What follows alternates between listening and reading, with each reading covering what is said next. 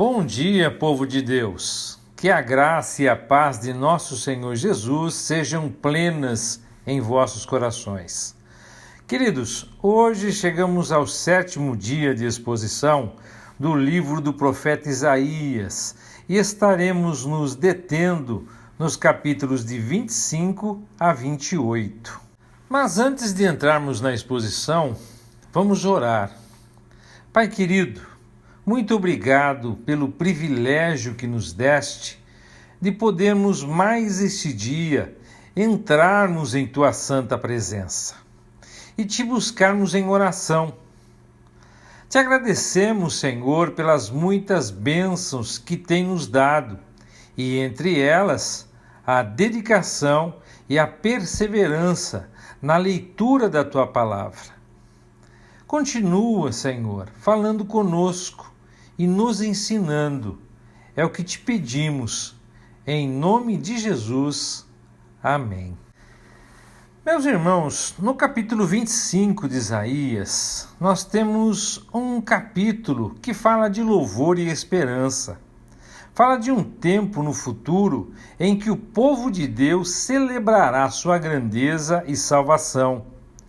O capítulo prevê uma festa de comida rica e vinho fino, simbolizando a abundância de bênçãos no reino de Deus. Descreve a remoção da tristeza e da morte, e Deus enxugando as lágrimas de todos os rostos. O capítulo enfatiza a soberania de Deus sobre todas as nações e seu plano para humilhar os arrogantes. É uma mensagem de vitória final sobre o sofrimento e um lembrete da esperança que advém da firme confiança nas promessas de Deus. Como nós veremos, os capítulos de 25 a 27 foram chamados de o Livro dos Cânticos. Aqui no capítulo 25, o remanescente judeu restaurado louva ao Senhor por sua libertação através da grande tribulação. Cidades inimigas foram pulverizadas, fazendo com que os gentios reconhecessem o poder de Yahvé. Deus tem sido para o seu povo tudo o que eles precisavam. No Monte Sião, o Senhor então oferece um banquete dos mais belos deleites espirituais. Ele remove a cobertura da ignorância, o véu da cegueira satânica que envolveu todas as nações. Ele vence a morte, acaba com a tristeza e remove o estigma do povo judeu.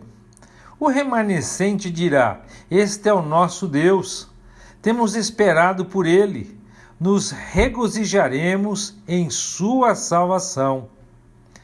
Os inimigos de Israel, dos quais Moabe talvez seja representante, serão vergonhosamente pisoteados.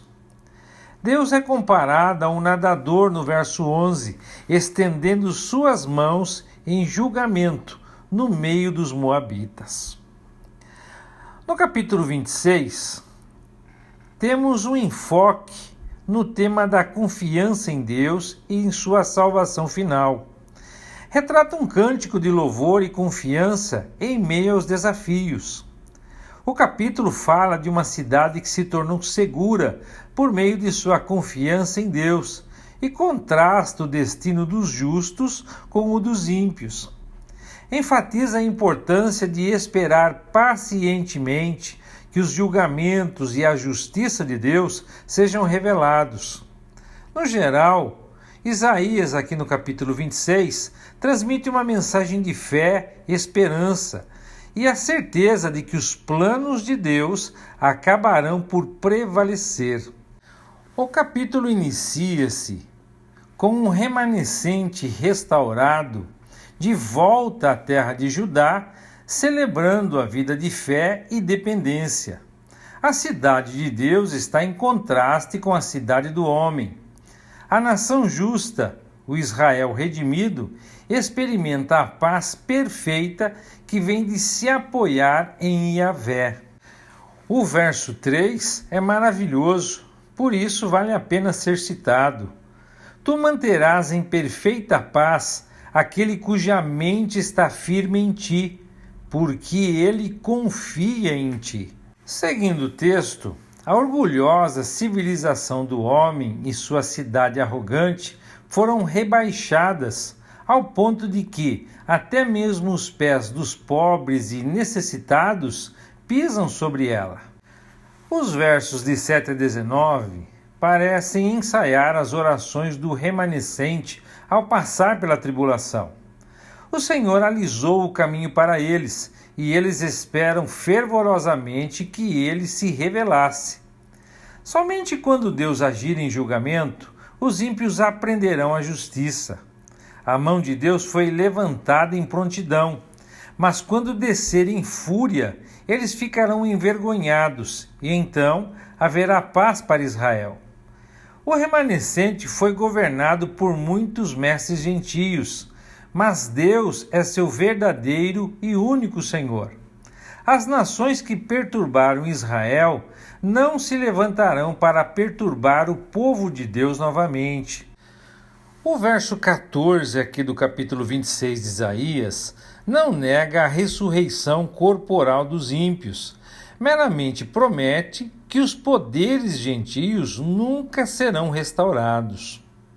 Bom, continuando, depois que Israel passar por um sofrimento semelhante ao de um parto, que aparentemente não realizou nada, a nação desfrutará de uma ressurreição. E Yahvé responde à oração do seu povo com uma promessa definitiva de restauração nacional, quando o orvalho refrescante das ervas, o Espírito Santo, é derramado sobre a terra. Mas enquanto isso, o Senhor aconselha o remanescente fiel de seu povo a se esconder em câmaras secretas enquanto ele derrama sua ira sobre o mundo apóstata. O capítulo 27 fala da eventual restauração e redenção do seu povo por parte de Deus. O capítulo retrata o cuidado de Deus por Israel, muitas vezes descrito como uma vinha, como vimos no capítulo 5, ou um jardim. Descreve um dia em que Deus punirá as forças do mal e reunirá seu povo disperso. A imagem de uma trombeta soando simboliza o retorno dos exilados. O capítulo enfatiza a fidelidade de Deus e a eventual renovação da terra e do povo. É uma mensagem de esperança e restauração, lembrando aos leitores o amor duradouro de Deus e seus planos para o futuro. Logo no início do capítulo, o texto diz que naquele dia, no dia do Senhor, Yahvé castigará o Leviatã, a serpente fugitiva, ou seja, a Assíria, e a serpente retorcida, a Babilônia, e matará o réptil que está no mar, que simboliza o Egito. Então, naquele dia, Deus se regozijará sobre sua vinha redimida, com cânticos. Ele aguardará noite e dia. Ele não tem mais fúria contra seu povo. Se quaisquer poderes hostis surgissem contra o remanescente, ele os queimaria como sarças e espinhos. Seria melhor que tais poderes se voltassem para o Senhor em busca de proteção e paz. No milênio, Israel florescerá e brotará e encherá a face do mundo de frutos. Mas o Senhor não tratou com Israel como com seus senhores gentios, não. Seu castigo a Israel foi em medida e limitado. Ele os expulsou para o exílio para purificá-los do pecado da idolatria.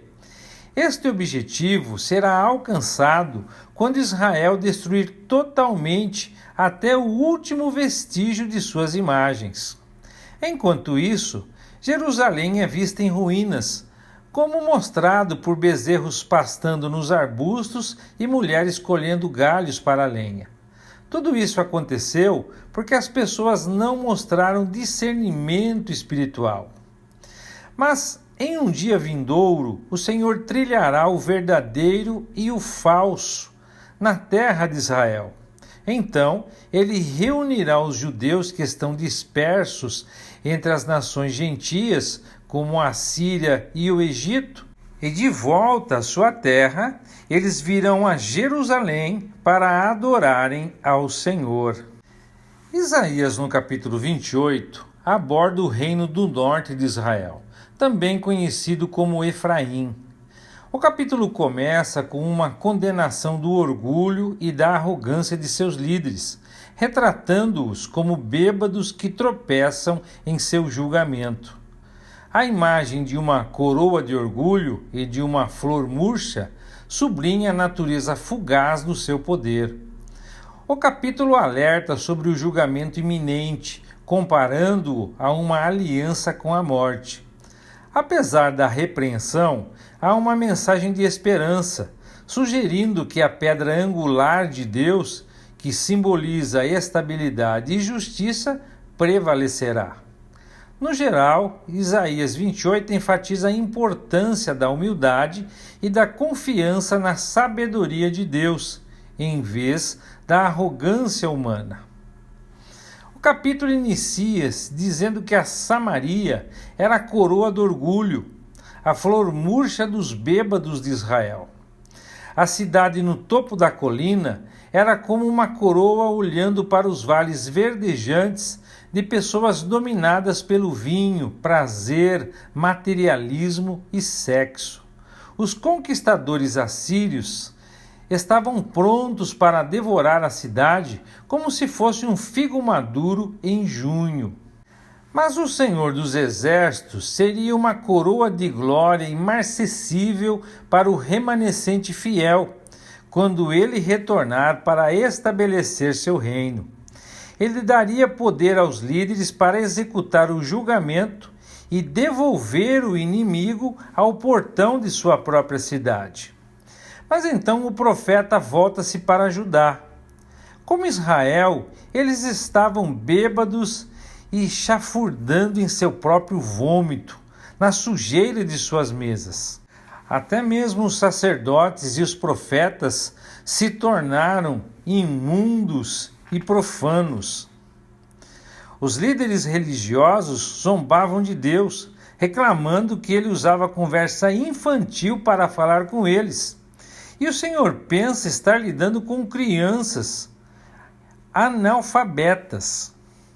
Mas Deus diz: tudo bem, já que vocês não conseguem ouvir minha linguagem simples e compreensível, enviarei um invasor estrangeiro para o seu meio. Sua língua será um sinal de julgamento sobre um povo que recusou a mim, quando em vão eu lhes ofereci descanso e a capacidade de conceder descanso a outros. Os governantes de Judá se gabavam de sua aliança com o Egito para libertá-los do ataque assírio, mas sua aliança significaria morte e Sheol para eles. Eles estavam confiando em mentiras e falsidades. A aliança com a morte e o pacto com o Sheol não eram um tratado literal, é claro. O pensamento parece ser que Judá sentiu que estava em boas relações com a morte e o Sheol e não tinha nada a temer por causa de sua aliança com o Egito. Mas o Senhor estabeleceu o Messias, o nosso Senhor Jesus, como o único objeto digno de confiança, um fundamento seguro. Aqueles que confiassem nele nunca precisariam correr com medo. Sob seu reinado, tudo teria de passar pelo teste de justiça e retidão, e o julgamento varreria todo falso objeto de confiança. A política de poder de Judá falharia em protegê-la quando o invasor viesse. Toda incursão inimiga será muito bem sucedida, mas as pessoas perceberão tarde demais a verdade do que Deus estava dizendo. A cama era muito curta, a coberta muito estreita, ou seja, a aliança deixaria de proporcionar o conforto e a proteção desejados. Deus, o Senhor, se levantaria em julgamento contra seu próprio povo, como ele havia feito anteriormente contra seus inimigos. Um julgamento que era totalmente estranho a ele. Se eles zombassem, eles apenas aumentariam a sua escravidão e sofrimento. Nos versos de 23 a 29 do capítulo 28, nós temos uma lição maravilhosa para nós. O profeta ilustra a maneira como Deus lida com seus filhos, citando 3 aspectos do trabalho de um agricultor. Primeiro, ele declara que o lavrador não continua abrindo o terreno indefinitivamente, mas para quando está pronto para plantar, como vemos no verso 24. Da mesma forma, nossas provações terminam assim que cumprem seus propósitos em nossas vidas. Então, o profeta diz que o lavrador semeia sua semente com discernimento, espalhando o cominho, mas colocando o trigo em fileiras. Versos 25 e 26.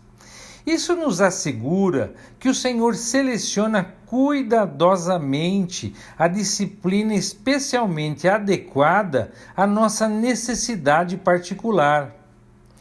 Finalmente, Isaías retrata o trabalhador debulhando sua colheita.